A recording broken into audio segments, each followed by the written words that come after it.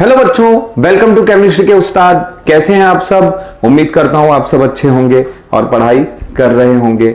हम लोग basic principles in organic chemistry का नया वीडियो लेकर के आए हैं और यहां पर हम लोग जिस टॉपिक को कवर कर रहे हैं उस टॉपिक का नाम है drawing the molecule in 3 dimensional. Now drawing the molecule in 3 dimension में हम लोग जिस चीज को देखने वाले हैं अब उसको बोलेंगे न्यूमैन्स प्रोजेक्शन फॉर्मूला।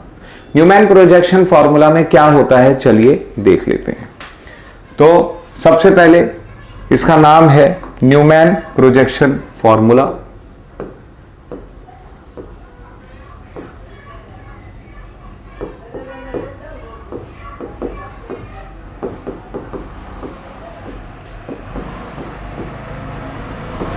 जब भी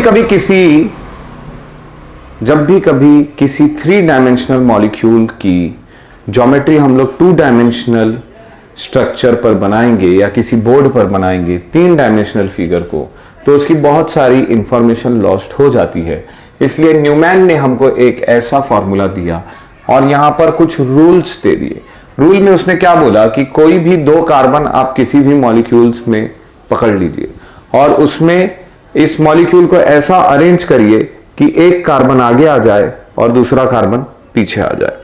आगे वाले कार्बन को हम लोग पॉइंट से दिखाएंगे। किससे दिखाएंगे? पॉइंट से।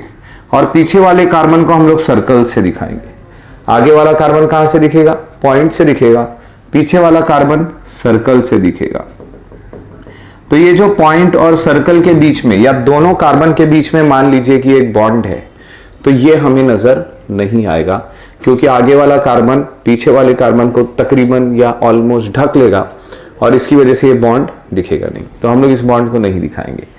अब यहां पर मान लिए कि पहले वाले कार्बन में से 3 बॉन्ड निकले हुए थे, क्योंकि आपको पता है कि कार्बन कितने बॉन्ड बनाता है। फॉर एग्जाम्पल हम लोग एक इथेन का मॉलिक्यूल ले लेते हैं। तो इथेन के मॉलिक्यूल में देखिए 2 कार्बन है और इस कार्बन में 3 हाइड्रोजन जुड़े हुए हैं और इस कार्बन में भी 3 हाइड्रोजन जुड़े हुए हैं। हमने ये फ्रंट कार्बन बना दिया और इसको पॉइंट से दिखा दिया। ये वाले कार्बन को हमने पीछे वाला कार्बन बनाया और इसको सर्कल से दिखा दिया। अब इस कार्बन के 3 बॉन्ड हाइड्रोजन के जो हैं वो ऑफ कोर्स पॉइंट से निकलेंगे, क्योंकि पहले वाला कार्बन ही पॉइंट से दिखाया जा रहा है। इसलिए इसके 3 बॉन्ड को हम लोग पॉइंट से निकालेंगे, सेंटर ऑफ द सर्कल से निकालेंगे और यहां पर हम बताएंगे कि ये 3 बॉन्ड इस कार्बन के हैं।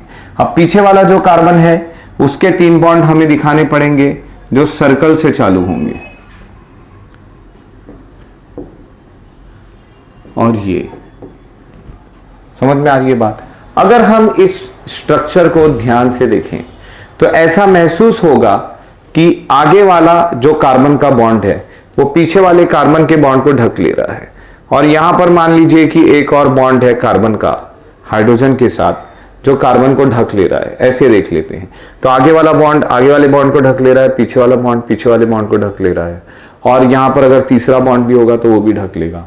अब हम लोग आगे वाले बॉन्ड से पीछे वाले बॉन्ड को ढाक दें तो पीछे वाला बॉन्ड तो दिखेगा नहीं, इसलिए हम लोग इसको थोड़ा स्लाइटली एंगल में दिखाएंगे। इसको हम लोग बोलेंगे एक्लिप्स्ड कॉन्फर्मेशन।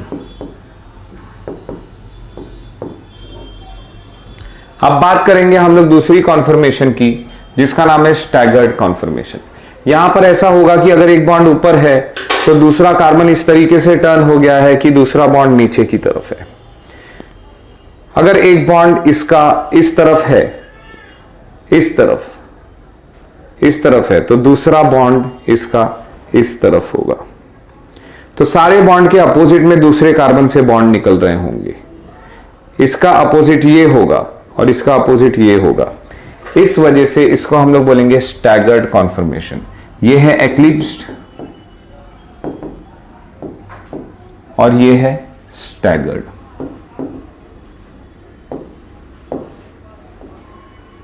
समझ में आई बात? चलिए एक एग्जांपल देख लेते हैं फटाफट।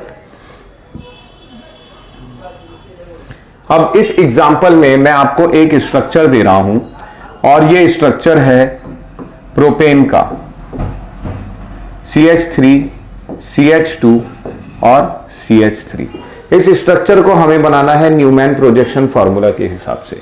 तो अब हम लोग कोई भी दो कार्बन को पकड़ लेंगे और इन दोनों कार्बन में से मान लिए कि इसको मैंने फ्रंट कार्बन बना दिया, तो ये फ्रंट कार्बन को मैं पॉइंट से दिखाऊंगा और उसके पीछे वाले कार्बन को मैं सर्कल से दिखाऊंगा। आगे वाले कार्बन से 3 हाइड्रोजन निकल रहे हैं, तो मैं 3 बॉन्ड सेंटर से निकालूंगा और इनमें मैंने हाइड्रोजन जोड़ दिया। अब इस कार्बन को 2 हाइड्रोजन जुड़े हैं, तो उनके 2 हाइड्रोजन मैं दिखा देता हूं स्टैगर्ड कॉन्फर्मेशन में। ये H आ गया और ये वाला H आ गया। ये जो है तीसरा बॉन्ड इस कार्बन का किसके साथ है? CH3 के साथ है, तो हम लोग यहां पर CH3 बनाएंगे। ये हो गया प्रोपेन का स्ट्रक्चर न्यूमैन प्रोजेक्शन फॉर्मूला के हिसाब से। समझ में आ गई बात? इसी तरीके से अगर हम लोग ब्यूटेन बनाएंगे, ब्यूटेन में देख लीजिए CH3, CH2, CH2 और CH3। अब अगर हम लोग ये 2 कार्बन ले लें, कौन से? ये और ये आगे वाला कार्बन बना दिया डॉट से, पीछे वाले कार्बन को मैंने बना दिया सर्कल से। आगे वाले कार्बन में 2 हाइड्रोजन है, तो इसके 2 बॉन्ड हाइड्रोजन के बना देंगे और एक इसमें CH3 जुड़ा हुआ है जो ये बना दिया।